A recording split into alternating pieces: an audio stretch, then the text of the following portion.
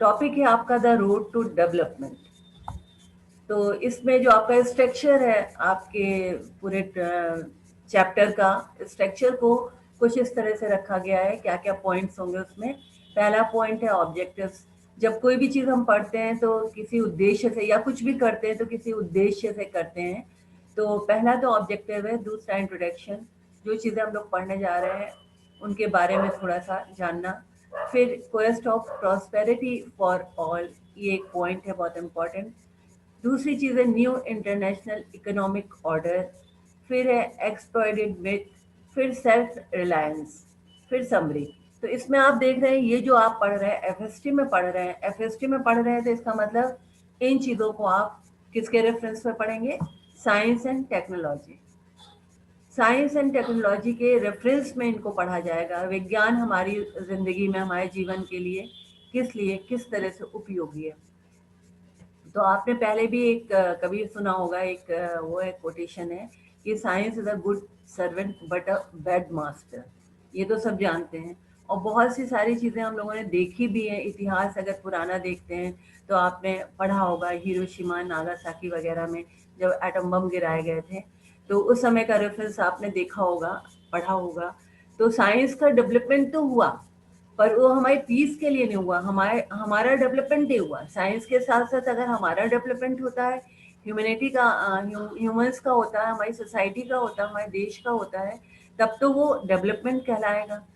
नहीं तो क्या होगा कि हम लोग साइंस तो कह रहे हैं डेवलप हो रही है, कुछ ना कुछ नया हथियार बना रहे हैं, नई चीज़ें बना रहे हैं, पर उसके बाद हम नेचर को डिस्ट्रक्ट कर रहे हैं। नेचुरल चीज़ें हैं प्रकृति में, तो धीरे धीरे हम समाप्त कर रहे हैं या कम कर रहे हैं। ये चीजें आप जानते हैं।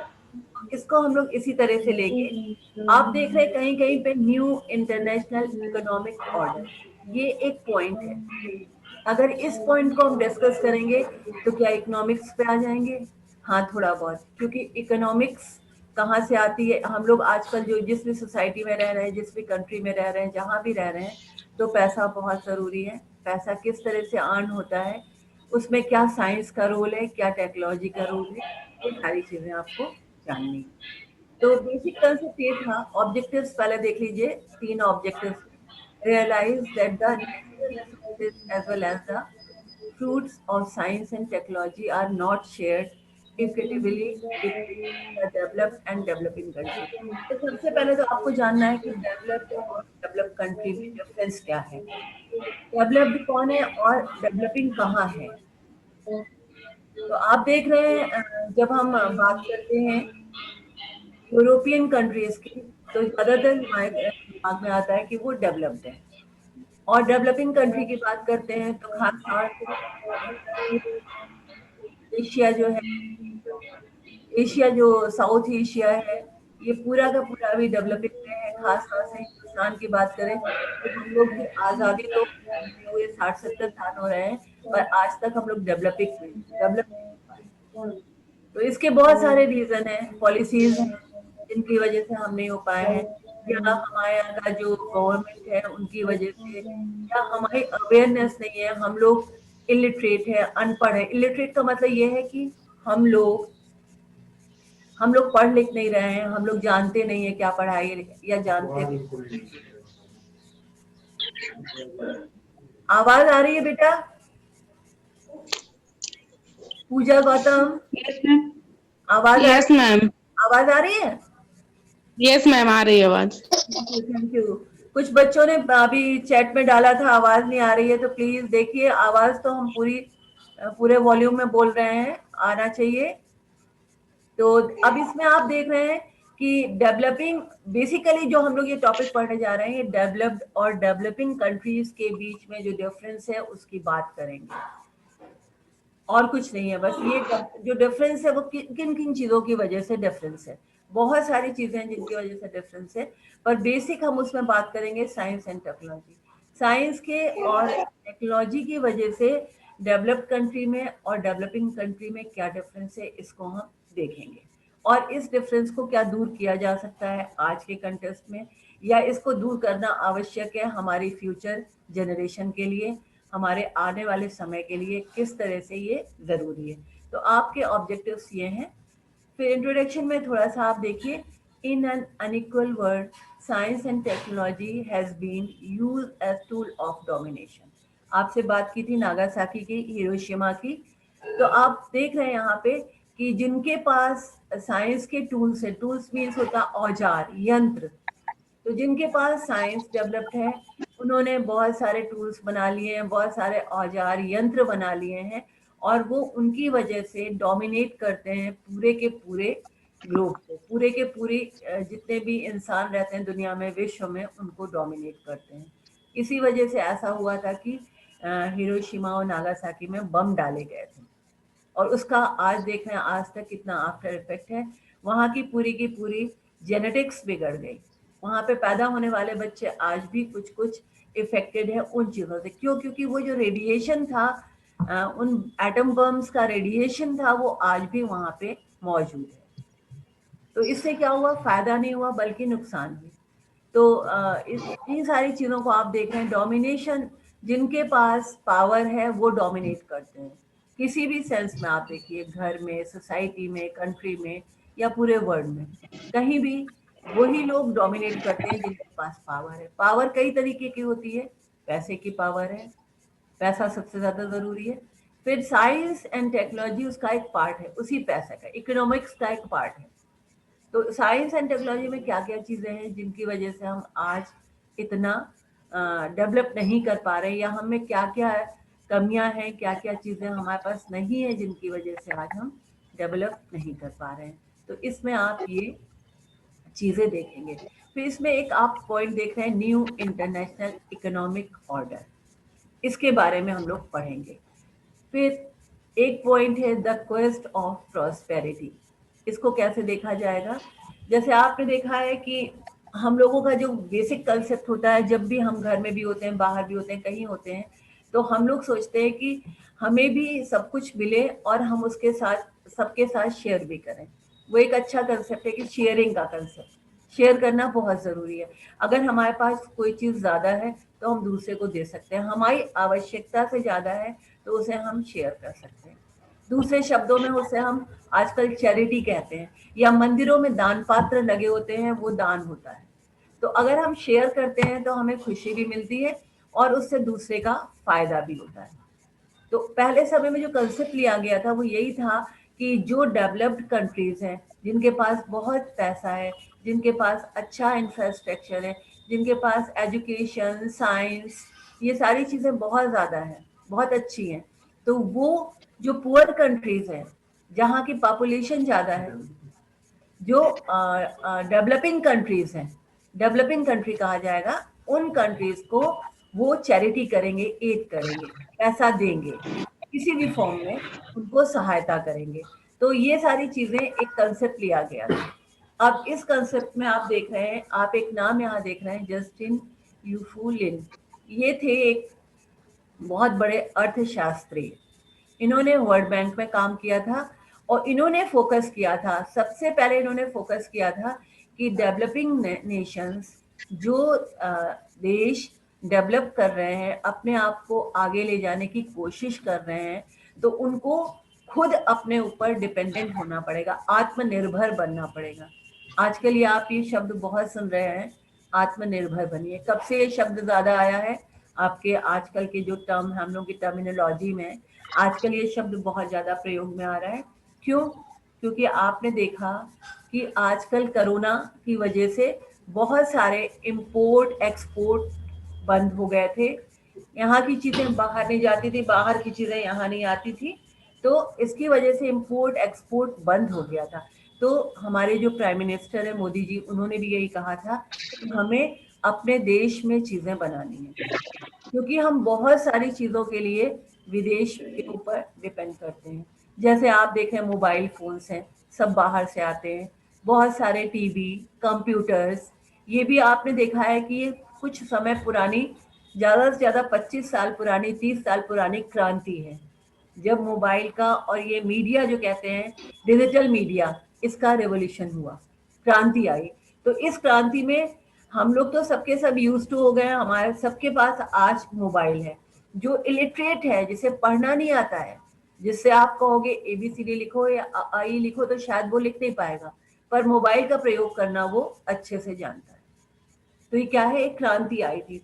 इस क्रांति में हमने जो पार्टिसिपेशन हमारा था वो हमने तो अपना कुछ ज़्यादा नहीं बनाया, बल्कि हमने दूसरे देशों से कुछ कुछ चीज़ें इम्पोर्ट कराई, अपने देश में मंगवाई, और उसके बाद हमने उनका प्रयोग करना शुरू किया।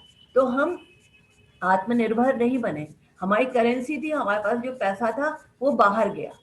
एक तो जो कंट्रीज डेवलप्ड है वही ये चीज़ें बना रहे हैं, क्योंकि उनके पास साइंस एंड टेक्निकली वो बहुत ज़्यादा स्ट्रांग है।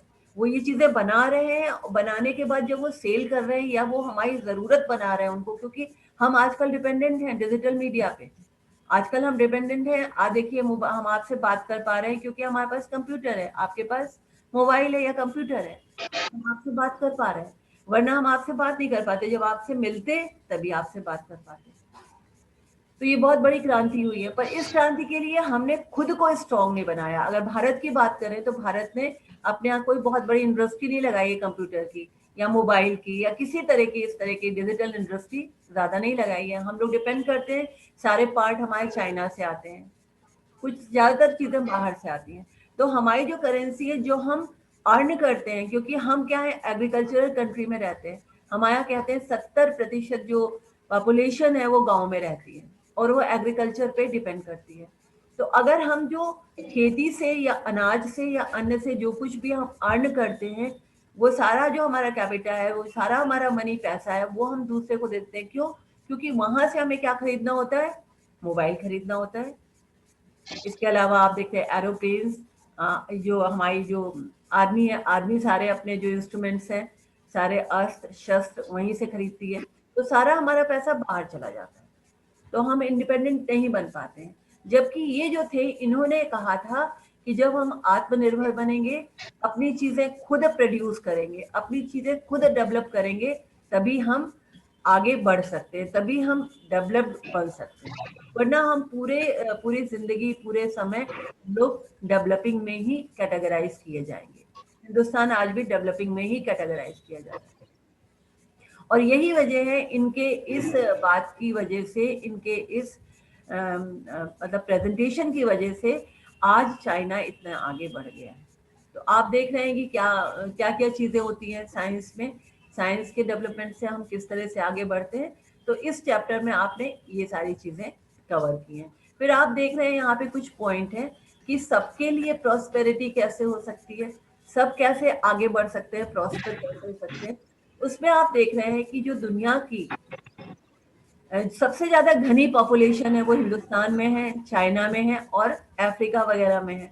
तो इन जगहों में पॉपुलेशन भी ज्यादा है। पॉपुलेशन ज्यादा होने का एक बहुत बड़ा कारण है कि ये ट्रॉपिकल कंट्रीज हैं। ये ट्रॉपिकल कंट्रीज है, तो यहाँ पे एग्रीकल्चर स्ट्रांग होगा। एग्रीकल्चर स्ट्रांग होने के साथ साथ यहाँ की क्लाइमेटिक कंडीशंस बहुत अच्छी हैं। यहाँ पे आदमी कम कपड़ों में, कम खाने में सरवाइव कर पाता है। अगर हम टेम्परेट कंट्रीज की बात करें, यूरोपियन कंट्रीज की बात करें, वहाँ ठंड होती है, वहाँ एग्रीकल्चर बिल्कुल नहीं है। वो सारा का सारा रॉ मटेरियल ट्रॉपिकल कंट्रीज से मंगाते हैं। तो वो लोग डेवलप्ड है क्योंकि उनके पास पैसा है। वो सारी चीजें हमारी मजबूरी है, हमें अपना सामान बेचना पड़ता है, क्योंकि हमारे पास पैसा नहीं है, तो हम अपना सामान बेच करके और चीजें और जरूरतें अपनी पूरी करते हैं। अब इसमें देख रहे हैं 3/4 of world income in services and almost all research are in the hand of these developed countries which represent 1/4 of world people.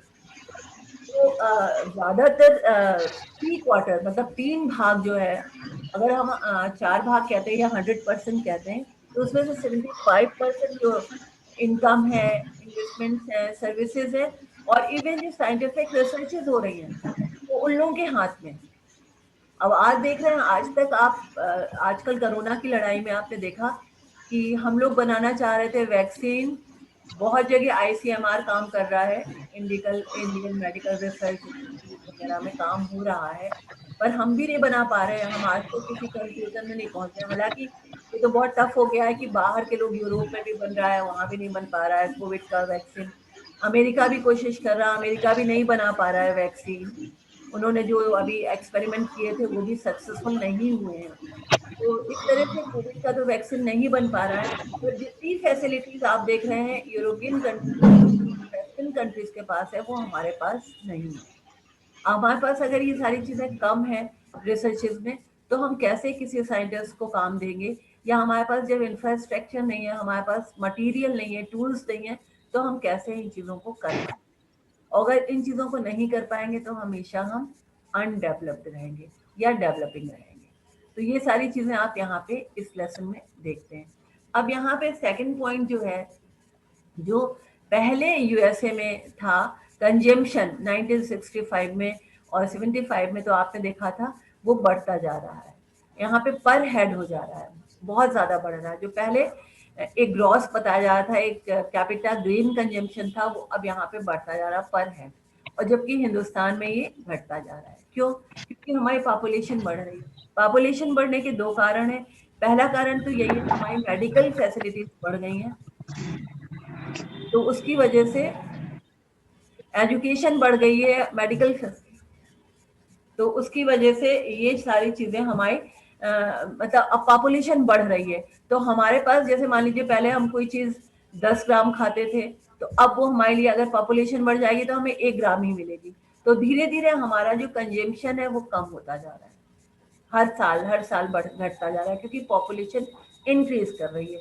हमारे पास जो नेचुरल रिसोर्सेज हैं, जो हमारे पास अर्निंग है, वो लिमिटेड है। लिमिटेड अर्निंग में अगर हमें 10 की जगह 100 को खिलाना है, या 10 की जगह 100 के सर्वाइवल का प्रश्न है, तो धीरे धीरे वो कम होता जाएगा अगर हम इक्वल बांटने की बात करते हैं। इसी तरह से एनर्जी का जो कंजम्पशन है, आप देखते हैं हमारे यहाँ एनर्जी कई तरह से जनरेट होती है, पानी से होती है, आप देखते हैं। और इसके अलावा आजकल तो एयर वो विंड से भी होती है, हाइड्रो इलेक्ट्रिक भी होती है, विंड से होती है। इसके अलावा आपने देखा है न्यूक्लियर एनर्जी भी बनाई जा रही है, थर्मल एनर्जी भी बनाई जा रही है, सोलर एनर्जी भी बनाई जा रही है।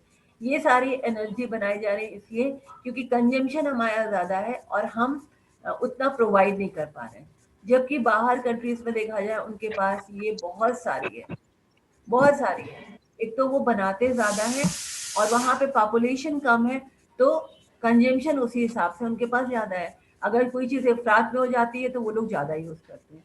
और धीरे धीरे आप देख रहे हैं कि जो हमारा प्लैनेट है, हमारा जो ग्लोब है, उसमें जो एनर्जी थी वो धीरे धीरे खत्म होती जा रही है। आपने पहले सुना होगा कि फॉसिल फ्यूल्स है वो धीरे धीरे खत्म हो रहे हैं, पेट्रोल धीरे धीरे खत्म हो रहा है, ईंधन जितने तरीके के ईंधन थे वो खत्म हो रहे हैं। तो जो चीज़ें खत्म हो रही हैं उनको हम दोबारा से कैसे लाएंगे? हमारे पास अगर वो चीज़ें दोबारा खत्म होने के बाद नहीं बचेंगी, तो हमें क्या है, उनका ऑल्टरनेटिव सोर्स देखना पड़ेगा, ऑल्टरनेट देखना पड़ेगा।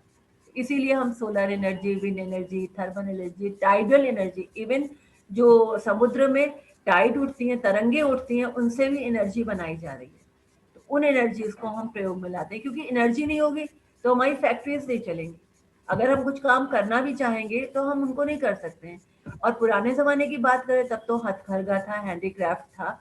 तो हैंडीक्राफ्ट और हथकरघा की बात करें तो वो काम बड़ा स्लो होता था। पर उस ज़माने में रिक्वायरमेंट्स कम थी, उस ज़माने में कोई मोबाइल नहीं रखता था, उस ज़माने में कोई कार नहीं रखता था। तो जब ज़रूरतें कम थी तो थोड़ी चीज़ों में भी हमारा काम चल जाता था। ज़रूरतें बढ़ी तो हमें हर कुछ चाहिए, हर एक को हर कुछ चाहिए, तो प्रॉब्लम होती जा रही है। अब ये जो था, ये सब किस समय हुआ था ज़्यादा? जब कॉलोनियल पीरियड था, जिस समय अंग्रेज हमारे यहाँ शासन करते थे। तो वो हमको तो एक्सप्लॉइट करते थे, हमारा तो दोहन करते थे, हमारी चीज़ों को लेते थे, पर हमें उसके हिसाब से रिटर्न नहीं मिलता था। और इसी की वजह से जो हमारी इकोनॉमिक्स थे पुराने ज़माने के राजाओं के ज़माने की, हम लोग सोने की चिड़िया कहे जाते थे। तो धीरे धीरे वो सारी चीज़ें उनका दोहन होता गया, उनको लोग निकालते गए और लूटपाट करके बाहर ले जाते गए, छीन करके बाहर ले जाते गए। इवन आपको ये भी मालूम है कि कोहिनूर भी हमारा जो था वो बाहर है। फिर आप यहाँ देख रहे हैं न्यू इंटरनेशनल इकोनॉमिक ऑर्डर, ये आपके कोर्स में है। ये आप देख रहे हैं represent an alternative world view to global political economy to emerge during the 1970. More specifically, this worldview included the reconsideration of existing relationship structure and process that were dominant in the global political economy of that time and advocated for the universal integration of classical। तो आप ये देख रहे हैं कि इन सब चीजों में ये जो न्यू इंटरनेशनल इकोनॉमिक ऑर्डर है, इसमें आप देख रहे हैं कि हम लोग किस तरह से एक दूसरे के ऊपर डिपेंडेंट होते हैं। हम लोग एक दूसरे के लिए डिपेंडेंट हैं। कुछ चीजें हमको वहां से मिलती हैं और हम उनको दे पाते हैं। इस तरह से हम सेटिस्फाई कर सकते हैं नेशनल नीड्स को और हमारी ज़रूरतों को। हमारे जो ह्यूमंस हैं, पीपल्स हैं, हमारी जो पब्लिक है, उसको हम इस तरह से आगे बढ़ा सकते हैं। फिर आप देख रहे हैं इसमें भी कुछ पॉइंट्स हैं, इनको आप देखेंगे, इनको हम आपके पास भेज देंगे। बेसिक कंसेप्ट आपको बताना है बस। तो यहाँ पे आप जब देख रहे हैं new international economic order declaration and programme of action, ये जब डिक्लेयर किया गया था WHO के through, world WHO UNO, sorry UNO, WHO नहीं यूएनओ, यूनाइटेड नेशंस के थ्रू ये डेवलप किया गया था। तो इसमें आपने देखा था the benefit of technological processes not shared equitably by all members of the international community, the developing countries which constitute 70% of the world population। जो 70% देश की, पूरे ग्लोब की पॉपुलेशन है, वो जो अकाउंट करती है, जो 30% अर्निंग है वो 70% में डिस्पर्स होती है। ये आप देख रहे हैं। तो हम लोगों को फिर इस पे कहीं ना कहीं कमी रह जाती है। वहां पे क्या है, इसका उल्टा है। वहां पे 30% पॉपुलेशन है और वो 70% कैपिटा में डिस्पर्स होती है। तो वहां पे ज्यादा चीजें मिलती हैं लोगों को, जबकि हमारे यहाँ वो चीजें कम मिल पाती है। तो इसी वजह से हम आगे नहीं बढ़ पाते हैं। और इसका बहुत सारे कारण है। एक तो अवेयरनेस नहीं है, दूसरा हमारा जो पॉलिटिकल सिनेरियो है, पॉलिटिकल जो गवर्नमेंट आती है, गवर्नमेंट अच्छी तरह से काम नहीं कर पाती, या कोई पॉलिसीज वो बनाती है तो उन पॉलिसीज का प्रॉपर इम्प्लीमेंटेशन नहीं होता है। प्रॉपर इम्प्लीमेंटेशन नहीं होने की वजह से वो जनहित के लिए काम नहीं आती, वो हर एक व्यक्ति के लिए उपयोगी नहीं हो पाती है। ये चीज है। फिर एक देख रहे हैं एक्सप्लॉइटेड मिथ। पहले जो कंसेप्ट था एक हमारी उसमें, पहले जो एक सोच था, जो हम लोग सोचा करते थे कि जो चीजें हैं पूरी दुनिया में सारे लोगों में बराबर से बटेंगी। जितना भी सोर्स है, नेचुरल सोर्स या अर्निंग, जो भी कुछ है, वो हर व्यक्ति को उसकी जरूरत के हिसाब से बराबर से मिलेगी। और ये अगर ऐसा होता तो हर आदमी खुश होता और सभी डेवलप्ड होते, कोई भी डेवलपिंग ना होता। तो ये चीजें आज के कंसेप्ट, आज के जमाने में जब आप देखते हैं तो ये बिल्कुल इनवैलिड है या ये अमान्य है। इनको माना नहीं जा सकता, क्योंकि आपने पहले ही देखा था कि जिसके पास पावर होती है वही डोमिनेट करता है। किसी भी तरह की पावर हो वो डोमिनेट करता है। और ये जो कंसेप्ट आप देख रहे हैं कि हर एक को, जो समाजवादी कंसेप्ट है, या जो आप इस सोच को देख रहे हैं कि जिसमें सबको बराबर मिले, सबकी जरूरतें पूरी हों, तो वो जो है वो आज नहीं हो पा रहा है। और इसी की वजह से आपने देखा USSR की समाप्ति हो गई। उसके बाद आप देख रहे हैं सेल्फ रिलायंस। सेल्फ रियलाइजेशन क्या है? सेल्फ रियलाइजेशन का जो एक आप देख रहे हैं यहाँ पे पहला कोटेशन जैसा है, self realisation can also be said to be a state of mind and promote confidence in one self and one's ability to one's destiny. इसमें आपने देखा है कि सेल्फ रिलायंस, वो रियलाइजेशन वो चीज़ है कि जब हम कॉन्फिडेंट होते हैं, हम मतलब हमारे अपने अंदर एक आत्मविश्वास आता है, हम डिटरमाइन होते हैं, हमारे अंदर दृढ़ निश्चय होता है कि हमें ये काम करना है, और हम उसके थ्रू अपनी डेस्टिनी को, अपने भाग्य को बनाते हैं। ये होता है। तो साइंस में इसका प्रयोग कैसे हो सकता है? साइंस में इसका प्रयोग ऐसे हो सकता है कि अगर हमारी कंट्री में हमारे जो भी चीज़ें हैं, जितनी भी हमारी वैल्यूज़ हैं, उन वैल्यूज़ को देखते हुए हमारे पास जितने रिसोर्सेज हैं, किसी भी तरह के नेचुरल रिसोर्सेज या जो भी हम हाथ से बनाते हैं, हथकरघा हुआ, हैंडीक्राफ्ट, उन सारी चीज़ों को देखते हुए हम अपने देश में जो भी पॉपुलेशन है या रहने वाले व्यक्तियों की नीड को किस तरह से पूरा करें। अपने द्वारा हम अपने देश के रहने वाले लोगों की ज़रूरतों को कैसे पूरा करें। तो ये जब हमें महसूस हो जाएगा कि हमारी ज़रूरत ये है और हम उसको इस तरह से पूरा कर सकते हैं, तभी हम आत्मनिर्भर बनेंगे। इसमें इसका कंसेप्ट है वो यही है। अब कुछ टर्मिनोलॉजी है, जैसे ये टेक्नोलॉजी एक टर्म है, ये आपके इसमें बार बार आएगा। तो टेक्नोलॉजीज क्या होती हैं, ये एक तो आप देखते हैं जो भी हमारे पास टूल्स होते हैं, टूल्स का प्रयोग किया जाता है, उसको किसी भी मेथड से, किसी भी तरह से, तो उसे टेक्नोलॉजी कहा जाता है। किसी भी टूल्स के थ्रू जब हम किसी चीज़ को प्रयोग में लाते हैं तो वो टेक्नोलॉजी कही जाती है। और आप देखते हैं कि ये मार्केट में आती है, एकदम से फ्लोट करती है। ये देखिए 2017 का से bring the technologies of the industries and market. Market में जब कोई टेक्नोलॉजी आती है तो हम उसका प्रयोग करना शुरू करते हैं। जैसे स्मार्टफोन आए, आर्टिफिशियल इंटेलिजेंस आजकल बहुत कॉमन हो रहा है, बहुत पुराने ज़माने के सिक्योरिटी इनोवेशंस आ गए हैं। तो इन सब का जब आती है, ये इंट्रोड्यूस किए जाते हैं ये, तो इनका प्रयोग करना हम शुरू कर देते हैं। तो ये एक टर्म है टेक्नोलॉजी, जो प्रयोग में आता है साइंस में। फिर साइंटिफिक पॉलिसी रिजोल्यूशन, एक SPR, सबसे पहले 1958 में बना था। जब देश आज़ाद हुआ था तब चाचा नेहरू की गवर्नमेंट ने एक ये बनाया था, एक साइंटिफिक टेम्पर लेकर के। साइंटिफिक, ये आप देख रहे हैं यहाँ पे, foundation of scientific enterprises and scientific temper. Scientific temper पहले क्या था, हम साइंटिफिक टेम्पर्स कोई टूल्स वगैरह को नहीं जानते थे, ज़्यादातर काम हाथ से करते थे। आज भी आप देख रहे हैं गांव में काम जो होते हैं बहुत से हाथ से होते हैं। आज ट्रैक्टर से खेत जोता जाता है, पहले हल से जोता जाता था। पर आज भी हमारे यहाँ वो जो बीच में गैप है ट्रैक्टर का और हल का, वो पटा नहीं है। आज भी कुछ लोग हल का प्रयोग करते हैं, कुछ लोग ट्रैक्टर का प्रयोग करते हैं। तो जिनके पास पैसा है वो ट्रैक्टर का प्रयोग करते हैं, जिनके पास नहीं है वो हल का प्रयोग करते हैं। पर हल में आप देखते हैं इंसान की मेहनत ज़्यादा लगती है, और उसके बाद उसमें प्रोडक्शन भी कम होता है, उसमें जो हमें रिजल्ट मिलता है वो भी कम होता है। तो इसको एक उसमें दिया गया था, ये आप देख रहे हैं, ये एक स्लाइड है, इसमें आप देख रहे हैं कब कब साइंटिफिक पॉलिसीज रेजोल्यूशन। सबसे पहले 1968 में हुआ था, फिर 1983 में हुआ था, फिर 2003 में हुआ था, फिर 2013 में हुआ था। तो ये सेटअप किए गए थे, इसमें यही देखा गया था कि जो भी साइंटिफिक रिवोल्यूशन होते हैं, जो भी एडवांसमेंट्स होते हैं, उनको हम किस तरह से हमारी पॉपुलेशन में, हमारे जन में, जो व्यक्ति है हमारे रहने वाले पॉपुलेशन में, किस तरह से जनसंख्या के लिए या सबके लिए एजुकेट कर सकते हैं, उनके गोल को वो कर सकते हैं। अब साइंटिफिक पॉलिसी रेजोल्यूशन के कुछ मोटिवेशंस हैं, कुछ इनके फीचर्स हैं और कुछ इम्पैक्ट्स हैं। तो ये आप देख लीजिएगा कि ये मोटिवेशंस क्या है, साइलेंट फीचर्स क्या है, और इस तरह से हम आगे बढ़ सकते हैं।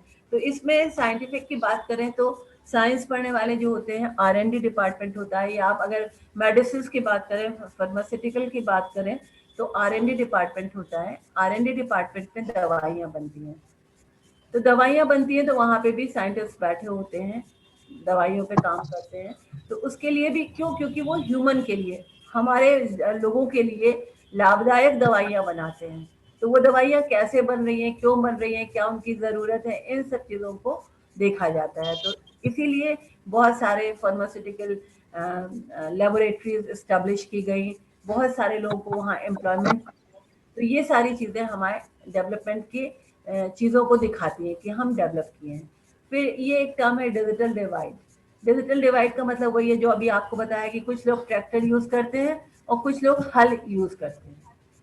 कुछ लोग आप देखते हैं आज भी उनके पास फ़ोन नहीं है, और कुछ लोग बड़े बड़े टैबलेट, फ़ोन्स और एप्पल के और बड़े बड़े चीज़ों को एक्सेस करते हैं। तो इस तरह से आप देख रहे हैं ये डिजिटल डिवाइड भी, हम लोग आज भी डिवाइडेड है। हम लोगों ने चाहा था कि इन चीज़ों के डेवलपमेंट से, जो साइंटिफिक डेवलपमेंट हो रहे हैं, उनके डेवलपमेंट से हम लोग इक्वल हो जाएंगे, बराबर हो जाएंगे, क्योंकि सबको वो चीज़ें हम प्रोवाइड करेंगे। पर ऐसा नहीं हो पा रहा है।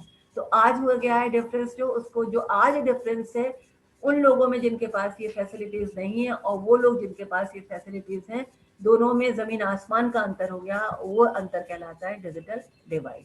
ये तो टर्म आपने पहले भी सुना होगा, ब्रेन ड्रेन।